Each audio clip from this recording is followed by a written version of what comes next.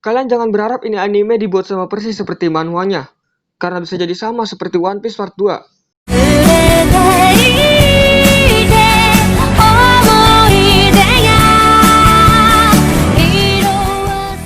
Selamat datang di channel Momotaro, channel yang aku buat atas keinginanku sendiri. Kali ini, aku akan membahas anime yang diadaptasi dari manhwa populer webtoon, yaitu God of High School. Jujur, waktu pertama kali MAPPA merilis official trailernya, aku merasa senang, akan tetapi juga merasa khawatir. Aku senang karena mulai banyak manhwa yang aku baca diadaptasi jadi anime. Ya, walaupun ujung-ujungnya mengecewakan, tapi aku juga khawatir.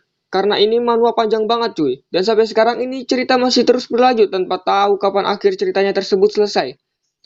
Yang aku takutkan adalah ketika dalam penggarapannya tak pas untuk mengkat adegan penting yang ada di storyline. Kalian jangan berharap ini anime dibuat sama persis seperti manhwanya, karena bisa jadi sama seperti One Piece Part 2, yang terlalu panjang, dan cukup One Piece saja yang bisa aku nikmatin animenya sampai 900 episode. Yang lain jangan ikut-ikutan. Buat kalian yang belum tahu ini anime apa, God of High School adalah cerita tentang 3 orang yang tak sengaja dipertemukan di waktu yang sama ketika mereka sama-sama mengejar seorang penjamret bermotor yang menjamret seorang nenek-nenek. Itu membingungkan. Aku mengambilnya berdasarkan anime. Kini berdasarkan manhwa. God of High School adalah di mana Mujin Park, yaitu selaku penyelenggara, mencari orang terkuat yang kelak akan ia pergunakan demi kepentingan dirinya. Setidaknya itu saja untuk maksud dari kompetisi ini. Aku nggak mau terlalu banyak spoiler. Morijin selaku tokoh utama adalah seorang remaja 17 tahun yang gila akan pertarungan. Ia pun amat menyukai orang yang kuat untuk dijadikan lawannya.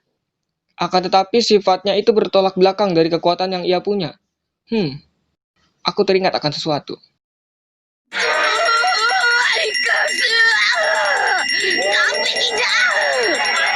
Oke, lanjut.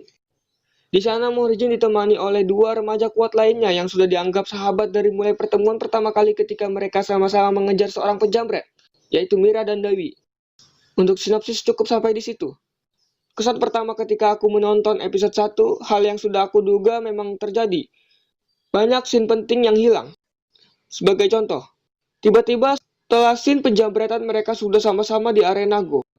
Dan ada lagi, salah satunya yang sangat aku sayangkan adalah di-cut-nya scene perekrutan 3 orang tersebut oleh komisaris. Kenapa sangat disayangkan? Karena di scene tersebut terdapat momen-momen lucu, menarik, dan unik. Dan ada sedihnya juga. Yang kurasa sangat disayangkan kalau dihilangkan. Di antaranya adalah ketika Dewi dibully oleh angkatannya karena hanya makan ramyun selama istirahat. Dirinya tak mau membuang-buang uang karena harus membayar biaya rumah sakit sahabatnya tersebut. Ketika itu memang Dewi menghajar abis-abisan orang tersebut. Tapi mengingat momen emosional yang terjadi di antara dirinya dan sahabatnya yang terbaring sekarat, membuat kejadian itu terlihat begitu dramatis. Saat itu peran Ki sangatlah penting dalam perekrutan Dewi. Lalu ada Mirayo yang direkrut setelah ia berhasil mengalahkan sekelompok preman di sekolahnya. Scene ini sangat lucu karena ada momen di mana ia memutuskan kekasihnya. Penasaran? Silakan baca aja manhwanya. Karena durasinya bakal kepanjangan kalau aku ceritain juga kisah cinta Mira. Di sana eksekutif O yang melihat kejadian langsung merekrut Mira untuk bergabung. Lalu ada Morijin, yang dalam perekrutannya itu paling gokil. Ia sama sekali tak tertarik dengan kompetisi Go. Lalu dengan paksaan, R melancarkan serangan pada Morijin yang membuat mereka berdua bertarung singkat. Hasilnya Morijin kalah telak sedangkan R mengalami patah lengan. Morijin yang melihat R begitu kuat memutuskan untuk mengikuti God of High School dan berniat untuk mengalahkan R di sana. Oke, sampai di sini kalian paham kenapa Morijin sangat ingin melawan R ketika ia diberi hukuman.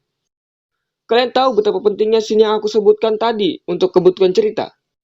Aku yakin bagi kalian yang tidak membaca manhwanya hal ini sangatlah membingungkan.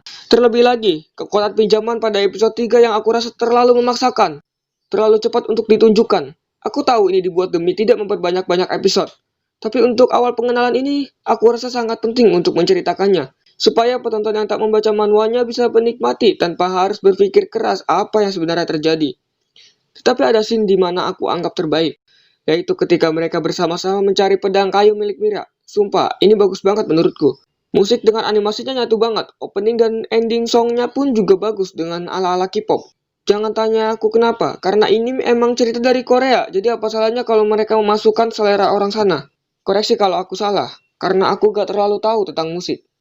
Untuk musik pengiring battle-nya pun epic parah. Musiknya ketika battle sangat strong, tetapi ada bagian di mana volume dan suaranya dikecilkan ketika karakter berdialog. Dan itu semua bisa padu dengan baik. Untuk animasinya sendiri kurasa epic parah. Terlebih lagi ketika battle. Aku gak tahu harus bilang apa, tetapi ini super epic. Pengambilan gambar dari setiap sudut membuat gambar tidak monoton. Jangan hujat aku soal penilaian animasi, karena aku juga gak punya basic sama sekali di bidang animasi. Oke, untuk penilaian aku, anime ini cukup bagus untuk kalian yang ingin melihat anime-anime action yang masih fresh. Martial art-nya pun dapat. Silakan kalian nikmati terlebih dahulu adegan bela diri dalam anime tersebut. Karena selepas itu kalian akan digilai oleh tokoh-tokoh para dewa dengan kekuatan di luar nalar yang jauh dari kata bela diri. Apalagi setelah identitas Morihjin terungkap. Kalian akan seperti melihat orang-orang di Dragon Ball Part 2. Akan tetapi untuk kalian yang ingin lebih mengikuti storyline-nya, aku sarankan untuk membaca manhwanya juga. Karena untuk menikmati anime saja itu gak cocok sama sekali. Oke, hanya itu penilaian aku tentang anime ini. Like kalau kalian suka dan dislike aja kalau kalian gak suka. Dan kalau ada pertanyaan seputar anime yang aku bahas, boleh kalian tanyakan di kolom komentar. Bye.